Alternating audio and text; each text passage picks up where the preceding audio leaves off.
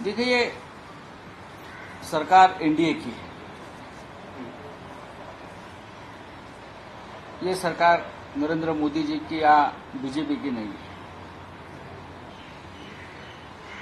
और ये जो है, जो आपने नाम लिया, अजित पवार, एकनाथ शिंदे, ठीक है, किसी के पास 1 सीट है, किसी के पास 7 सीट है। सीटें कैसे आई सबको मालूम है। ये तो बीजेपी के गुलाम और आश्रित लोग हैं। ये क्या करेंगे? अगर स्वाभिमान वगैरह होता तो वो राज्य मंत्री पर ठुकरा देते। अजित पवार ने ठुकरा दिया। जतिन राम मांझी को भी एक ही एमपी है, उनको कैबिनेट दिया है।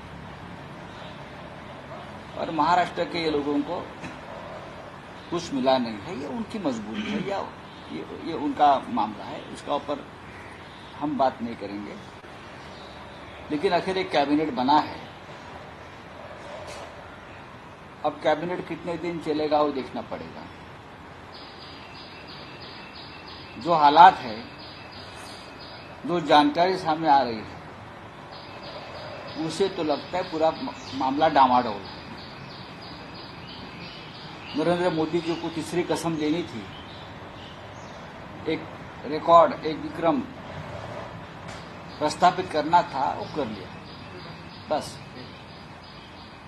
अब जितने दिन वो खींच सकते हो खींच लेंगे, लेकिन इस खींचेतानी में देश का नुकसान होने वाला है।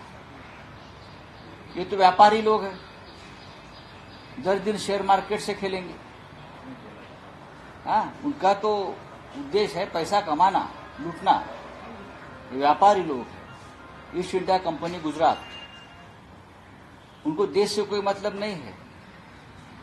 जब वे शपथ ले रहे थे कल, तो जम्मू कश्मीर में आतंकवादी हमला हुआ, 10 लोग मारे गए, 36 लोग घायल हैं।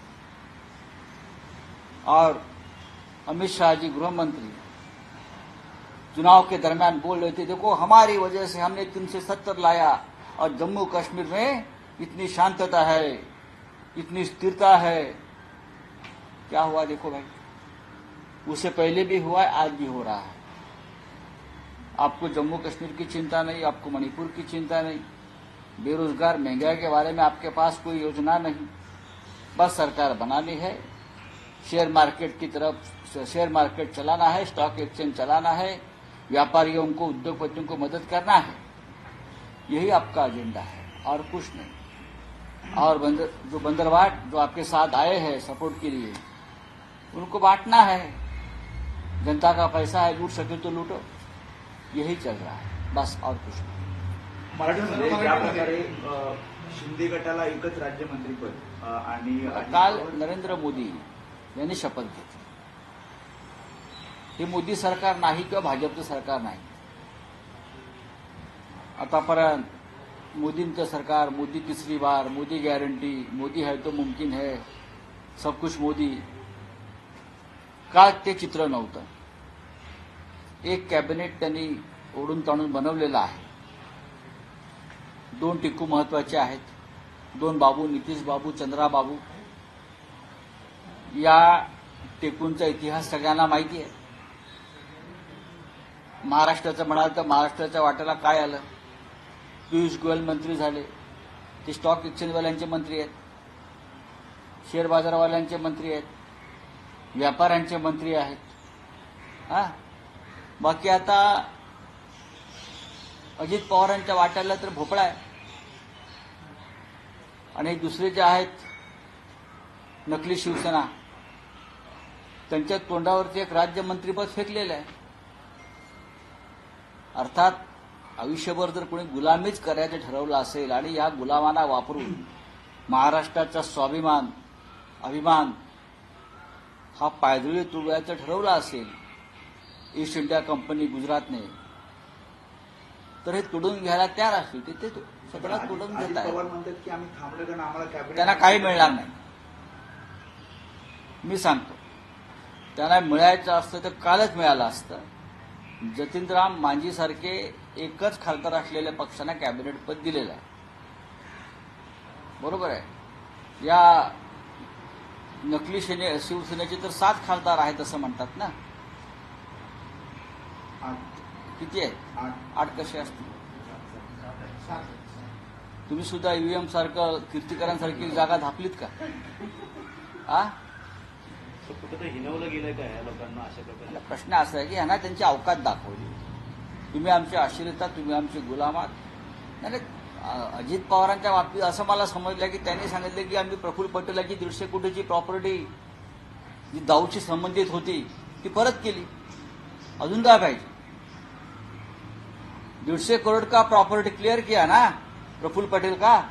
ईडी ने जो जब्त किया था 150 करोड़ का, जो दाऊद के साथ नेक्सस लगाया था, तो आपको मंत्री पद क्यों चाहिए? 150 करोड़ का दाऊद का प्रॉपर्टी आपको रिटर्न कर दिया, आपके सब केसेस पीछे ले लिए, तो इसलिए मंत्री पद नहीं मिला है. और ये शिंदे गुट का भी यही हाल है की आपके वापर करून घेतला. नाही तो ते त्याच्यावरती तेच बोलते. ते जातात कुठे, त्यांना पाठिंबा द्यावाच लागेल, ते तुरुंगात जातील. तो वापस जेल जाना पड़ेगा, वापस प्रफुल्ल पटेल की प्रॉपर्टी जप्त हो जाएगी. पण काल हे सगळं होत असताना जम्मू काश्मीरमध्ये भयंकर असा अतिरेकी हल्ला झाला, आतंकवादी हल्ला झाला श्रद्धाळूंच्या बसवर आणि 10 जणांचा बळी गेला. त्याच्यावरती अजूनपर्यंत नरेंद्र मोदी असतील, अमित शहा असतील, यांच्याकडनं काही संवेदना व्यक्त झाल्याचं मला दिसत नाही.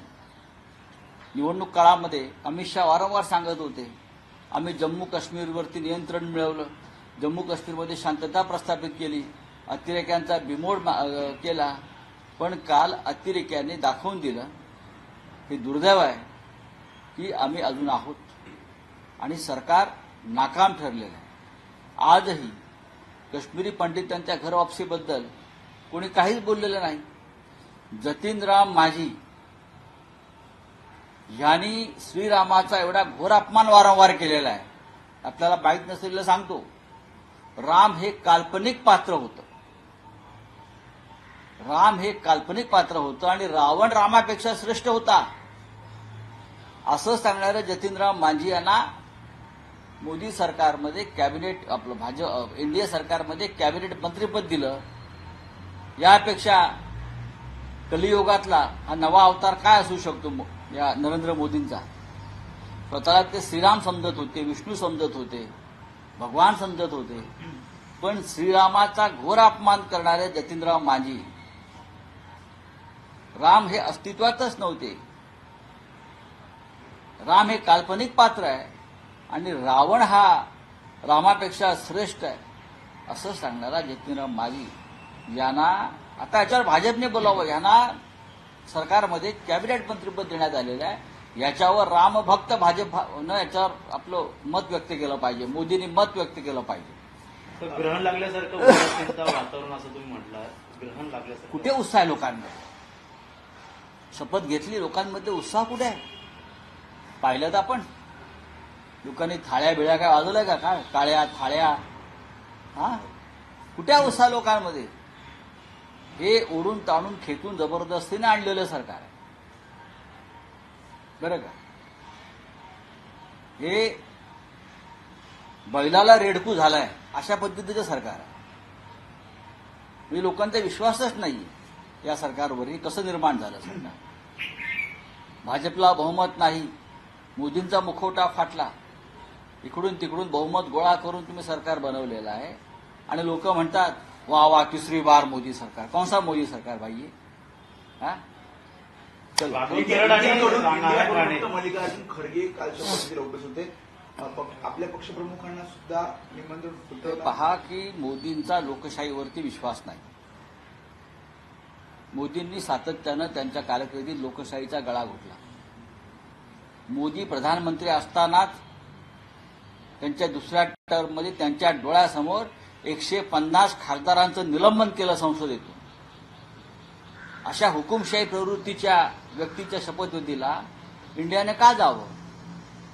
मल्लिकार्जुन खरगे यांच्याकडे कॉन्स्टिट्युशनल पोस्ट आहे, ते विरोधी पक्षनेते आहेत म्हणून ते गेले आणि हा सामुदायिक निर्णय होता की खरगे साहेबांनी जावं आणि आम्ही त्या शपथविधीपासून दूर राहू. बहिष्कार टाकावा असंच काही निर्णय होता की बहिष्कारने कशा करता जायच्या? ज्या शपथ घेतली लोकशाहीच्या माध्यमातून, पण त्यांनी 150 खासदारांना ज्या पद्धतीनं निलंबित केलं, कत्तल केली लोकशाहीची, अशा व्यक्तीच्या शपथविधीला आम्ही का जावं? हा साधा प्रश्न आमच्या समोर होता. तरी देशाचं प्रधानमंत्री पद आहे, संविधानिक पदावर खरगे साहेब बसलेले आहेत, मल्लिकार्जुन खरगे, ते जाऊन आले. सो भागवत कराड असतील, नारायण राणे यांना देखील आता मंत्रिपदातून डावण्यात आलं, अनेक लोकांना संधी देण्यात आलं. का बघा, वाटतं? भागवत कराड यांना कॅनडाचे हायकमिशनर म्हणून पाठवत आहेत आणि नारायण राणे यांना बहुतेक जोहान्सबर्गला पाठवत आहेत हायकमिशनर म्हणून. कुठेतरी व्यवस्था करतील ना, असं कसं काय? प्रत्येकाच्या गाडी घोड्याची, दाणा पाण्याची, चारा पाण्याची व्यवस्था या सरकारला करावी लागेल, अनेकांना करावी लागेल अशी व्यवस्था. बघू आता. सर, लोकसभा चुनाव के पहले कांग्रेस द्वारा भी कई गारंटियां दी गई हैं. अब कर्नाटक में जो कांग्रेस है उसे कहने की मुसीबत का सामना करना पड़ रहा है क्योंकि उनके दफ्तर के बाहर महिलाओं की लाइन लगी है गारंटी लेने की. ठीक है, अगर कांग्रेस पार्टी की कर्नाटक की सरकार ने गारंटी दी है, अगर ये कहा है कि हमारी केंद्र में सरकार आने के बाद हम फलाना फलाना करेंगे, तो ये हमारी जिम्मेदारी है. हमारी सरकार जब केंद्र में आएगी तो ये सब गारंटी पूरी हो जाएगी. सर, लवकर मंत्रिमंडळाचा विस्तार होतोय.